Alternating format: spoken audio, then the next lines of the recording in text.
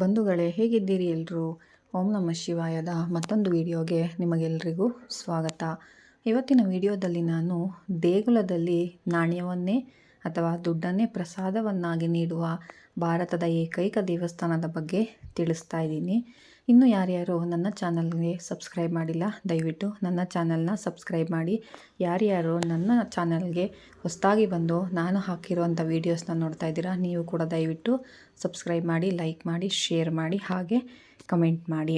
ಹಾಗಾದರೆ ಆ ದೇವಾಲಯ ಯಾವುದು ಅಂತ ನಾವು ಈ ವಿಡಿಯೋದಲ್ಲಿ ನೋಡೋಣ ಬನ್ನಿ.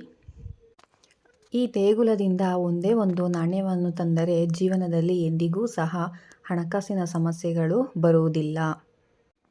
ದುಡ್ಡನ್ನೇ ಪ್ರಸಾದವನ್ನಾಗಿ ನೀಡುವ ಭಾರತದ ಏಕೈಕ ದೇವಸ್ಥಾನ ಇದಾಗಿದ್ದು, ಸ್ವತಃ ಶಿವನೇ ಇಲ್ಲಿ ನೆಲೆಸಿ ನಂಬಿ ಬರುವಂತಹ ಭಕ್ತರ ಬಾಳಿಗೆ ಬೆಳಕಾಗಿದ್ದಾನೆ. ಬಡತನದಿಂದ ಮುಕ್ತಿ ಕೊಟ್ಟು ಐಶ್ವರ್ಯ, ಹಣ, ನೆಮ್ಮದಿಯನ್ನು ನೀಡಿ ಕಷ್ಟಗಳನ್ನೂ ಸಹ ಪಾರು ಮಾಡುವ ಈ ಶಿವಾಲಯ ಅಥವಾ ಶಿವನ ದೇವಾಲಯ ಎಲ್ಲಿದೆ? ಈ ದೇವಾಲಯದಲ್ಲಿ ಶಿವನು ಮಾಡುತ್ತಿರುವ ಪವಾಡಗಳೇನು? ಈ ದೇಗುಲದಲ್ಲಿ ನೀಡುವ ನಾಣ್ಯವನ್ನು ಮನೆಗೆ ತಂದು ಏನು ಮಾಡಬೇಕೆಂದು ಈ ವಿಡಿಯೋದ ಮೂಲಕ ನಾವು ತಿಳಿದುಕೊಳ್ಳೋಣ ಬನ್ನಿ.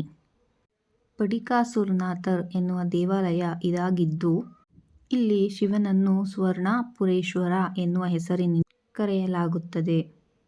ಎಂದಿಗೂ ಸಹ ಜೀವನದಲ್ಲಿ ಹಣಕಾಸಿನ ಸಮಸ್ಯೆ ಬರದೆ ಹಂತ ಹಂತವಾಗಿ ಐಶ್ವರ್ಯವನ್ನು ಮತ್ತು ಸಮೃದ್ಧಿಯನ್ನು ನೀಡುವ ಈ ಶಿವನ ದೇವಾಲಯಕ್ಕೆ ಇರುವಂತಹ ಶಕ್ತಿ ಏನು?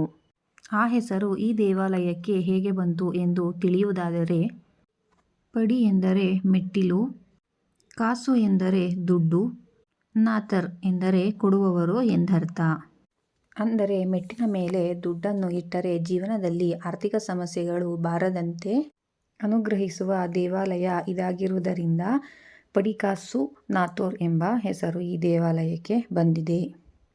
ಒಂದಾನೊಂದು ಕಾಲದಲ್ಲಿ ಈ ದೇಗುಲ ಇರುವಂತಹ ಊರಿನಲ್ಲಿ ವಿಪರೀತ ಬಡತನ, ಒಂದೊತ್ತಿನ ಅನ್ನ ಊಟಕ್ಕೂ ಸಹ ಕೊರಗುತ್ತಾ ಕಣ್ಣೀರಿಡುವಷ್ಟು ಬರಗಾಲ ಬಂದಿತು. ಆ ಊರಿನ ಜನ ಎಲ್ಲಿಗೆ ಹೋದರೂ ಸಹ ತಿನ್ನಲು ಅನ್ನ ಅಥವಾ ಒಂದು ಪುಡಿಗಾಸು ಸಹ ಹುಟ್ಟುತ್ತಿರಲಿಲ್ಲ. ಅಲ್ಲಿರುವಂತಹ ಶಿವನ ದೇವಾಲಯದಲ್ಲೂ ಸಹ ಯಾವುದೇ ಪೂಜೆ ಪುನಸ್ಕಾರಗಳು ಸಹ ನಡೆಯುತ್ತಿರಲಿಲ್ಲ.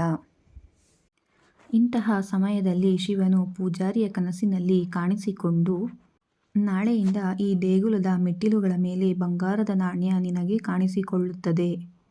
ಆ ಬಂಗಾರದ ನಾಣ್ಯಗಳಿಂದ ಈ ಊರಿನ ಬಡತನವನ್ನು ದೂರ ಮಾಡು, ಹಾಗೆಯೇ ದೇವಾಲಯದ ಕಾರ್ಯಗಳನ್ನೂ ಸಹ ಮಾಡು ಎಂದು ಆದೇಶ ನೀಡುತ್ತಾನೆ. ಅಂದಿನಿಂದ ಅದೆಷ್ಟೋ ವರ್ಷಗಳ ಕಾಲ ಆ ದೇವಸ್ಥಾನದ ಮೆಟ್ಟಿಲುಗಳ ಮೇಲೆ ಬಂಗಾರದ ನಾಣ್ಯಗಳು ಸಿಗುತ್ತಿತ್ತು ಎಂದು ಪುರಾಣ ಹೇಳುತ್ತದೆ. ಆ ಬಂಗಾರದ ನಾಣ್ಯಗಳಿಂದಲೇ ಆ ಊರಿನ ಜನರ ಜೀವನ ಸಹ ಬಂಗಾರವಾಯಿತು. ಆ ದೇಗುಲದಲ್ಲಿ ನಿತ್ಯವೂ ಸಹ ಪೂಜಾ ಕೈಂಕರ್ಯಗಳು ಸಹ ನಡೆದವು.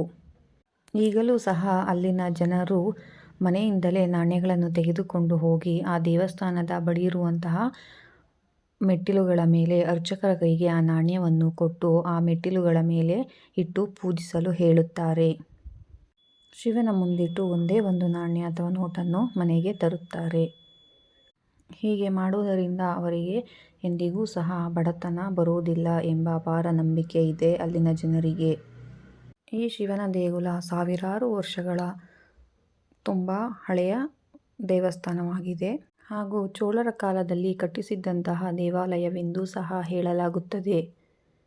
ಈಗ ದೇವಾಲಯವನ್ನು ಅಭಿವೃದ್ಧಿ ಮಾಡಲಾಗಿದ್ದು, ಈ ಕ್ಷೇತ್ರಕ್ಕೆ ಹೋಗುವ ಸಮಯದಲ್ಲಿ ಮನೆಯಲ್ಲಿ 1 ರೂಪಾಯಿಯ 20 ನಾಣ್ಯಗಳು ಅಥವಾ 5 ರೂಪಾಯಿಯ ಒಂದೇ ಬೆಲೆ ಬಾಳುವ ನಾಣ್ಯಗಳನ್ನು ನಾವು ಮನೆಯಿಂದ ತೆಗೆದುಕೊಂಡು ಹೋಗಬೇಕು.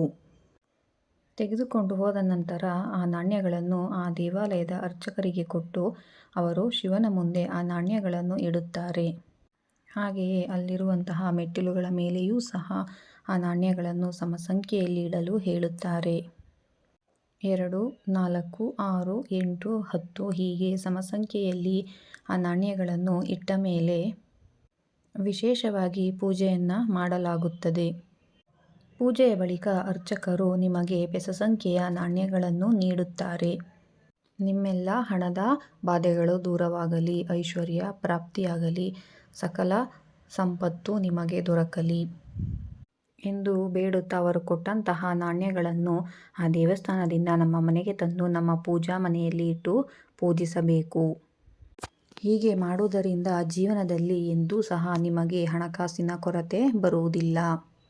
ಸ್ವರ್ಣಪುರುಷನಾಗಿ ನೆಲೆ ನಿಂತಿರುವಂತಹ ಸ್ವತಃ ಆ ಪರಮೇಶ್ವರನೇ ನಿಮ್ಮನ್ನು ದುಃಖದಿಂದ ಖಚಿತವಾಗಿ ಪಾರು ಮಾಡುತ್ತಾನೆ. ಅಕಸ್ಮಾತ್ ಕಾರಣಾಂತರಗಳಿಂದ ನೀವು ಈ ದೇವಸ್ಥಾನಕ್ಕೆ ಭೇಟಿ ಕೊಡಲು ಸಾಧ್ಯವಾಗದಿದ್ದರೆ ಅಥವಾ ಆ ದೇವಸ್ಥಾನದ ನಾಣ್ಯಗಳನ್ನು ಸಹ ಮನೆಯಲ್ಲಿ ಇಟ್ಟು ಪೂಜೆ ಮಾಡಲು ಸಾಧ್ಯವಾಗದಿದ್ದರೆ ಆ ಸ್ಥಳದಲ್ಲಿ ನೆಲೆಸಿರುವಂತಹ ಆ ಶಿವನನ್ನು ಮನಸ್ಸಿನಲ್ಲೇ ನೆನೆಸಿಕೊಂಡು ಸ್ಮರಿಸುತ್ತಾ ಪೂಜಿಸಿದರೆ, ಜೊತೆಗೆ ಈ ವಿಶೇಷವಾದಂತಹ ಮಂತ್ರವನ್ನು ಸಹ ಪ್ರತಿನಿತ್ಯ ಸಾಧ್ಯವಾದಷ್ಟು ಹೇಳಿಕೊಳ್ಳಿ. ಓಂ ಸ್ವರ್ಣಪುರೇಶ್ವರಾಯ ನಮಃ ಎಂದು ಪ್ರತಿನಿತ್ಯವೂ ಪಠಿಸುತ್ತಾ ಆ ಶಿವನನ್ನು ಸ್ಮರಿಸಿ. ಹೀಗೆ ಮಾಡುವುದರಿಂದ ನಾವು ಎಷ್ಟೋ ವರ್ಷಗಳಿಂದ ಮಾಡಿದ್ದಂತಹ ಸಾಲವಾಗಿರಬಹುದು, ಮನೆ ಕಟ್ಟಲು ಆಗದೇನೆ ಮನೆಯನ್ನು ಅರ್ಧಕ್ಕೆ ನಿಲ್ಲಿಸಿರುವಂಥದ್ದಾಗಿರಬಹುದು, ವ್ಯಾಪಾರದಲ್ಲಿ ಏಳಿಗೆ ಕಾಣದೆ ವ್ಯಾಪಾರದಲ್ಲಿ ತುಂಬ ನಷ್ಟವನ್ನು ಅನುಭವಿಸುವಂತಿರಬಹುದು. ಹೀಗೆ ಅದೆಂಥದ್ದೇ ಹಣಕಾಸಿನ ಸಮಸ್ಯೆಗಳಿದ್ದರೂ ಸಹ ಒಂದೇ ಒಂದು ಬಾರಿ ಈ ದೇವಸ್ಥಾನಕ್ಕೆ ಭೇಟಿ ನೀಡುವುದರಿಂದ ಎಲ್ಲ ರೀತಿಯ ಆರ್ಥಿಕ ಸಮಸ್ಯೆಗಳಿಂದ ಈ ದೇವಸ್ಥಾನದಲ್ಲಿ ನಮಗೆ ಮುಕ್ತಿ ಸಿಗುತ್ತದೆ. ಹಾಗಾದರೆ ಈ ದೇವಸ್ಥಾನ ಎಲ್ಲಿದೆ ಎಂದು ನೋಡುವುದಾದರೆ, ಈ ದೇವಸ್ಥಾನವು ತಮಿಳುನಾಡಿನ ಕುಂಭಕೋಣದ 7 ಮೀಟರ್ ದೂರದಲ್ಲಿ ಈ ದೇವಸ್ಥಾನವಿದೆ. ಕುಂಭಕೋಣಂದಿಂದ ತಿರುವಾನಂಪುರ್ ಮಾರ್ಗವಾಗಿ ಸಂಚರಿಸುವಾಗ ಈ ದೇವಾಲಯವು ನಮಗೆ ಸಿಗುತ್ತದೆ. ತಲಕಾಪುತ್ತೂರ್ ಎಂಬ ಊರಿನಲ್ಲಿ ಈ ಶಿವನ ದೇವಾಲಯವಿದೆ. ಪಾರ್ವತೀ ದೇವಿಯ ಸಮೇತ ಸಹ ಶಿವನು ಈ ಊರಿನಲ್ಲಿ ನೆಲೆಸಿದ್ದಾನೆ. ಅಲ್ಲಿ ಪಾರ್ವತೀ ದೇವಿಯನ್ನು ಸೌಂದರ್ಯ ನಾಯಕಿ ಎಂದು ಸಹ ಕರೆಯಲಾಗುತ್ತದೆ. ಹಾಗೆಯೇ ಈ ದೇಗುಲವನ್ನು ಬೆಳಗ್ಗೆ 7 ಗಂಟೆಗೆ ತೆರೆದರೆ ಮಧ್ಯಾಹ್ನ 12:30ರವರೆಗೂ ಸಹ ಈ ದೇಗುಲ ತೆರೆದಿರುತ್ತದೆ. ಹಾಗೆಯೇ ಸಂಜೆ 4:30ರಿಂದ ರಾತ್ರಿ 9ರವರೆಗೂ ಸಹ ಈ ದೇಗುಲವನ್ನು ತೆರೆದಿರುತ್ತಾರೆ. ಈ ಸ್ಥಳದಲ್ಲಿ ಸುಬ್ರಹ್ಮಣ್ಯ ಸ್ವಾಮಿಯೂ ಸಹ ನೆಲೆಸಿದ್ದು ಭಗವಾನ್ ವಿಷ್ಣುವಿನ ರೂಪದಲ್ಲಿ ಜನರಿಗೆ ದರ್ಶನವನ್ನು ನೀಡುತ್ತಿದ್ದಾನೆ. ಇಲ್ಲಿನ ಸುಬ್ರಹ್ಮಣ್ಯ ಸ್ವಾಮಿಗೆ 4 ಕೈಗಳಿವೆ.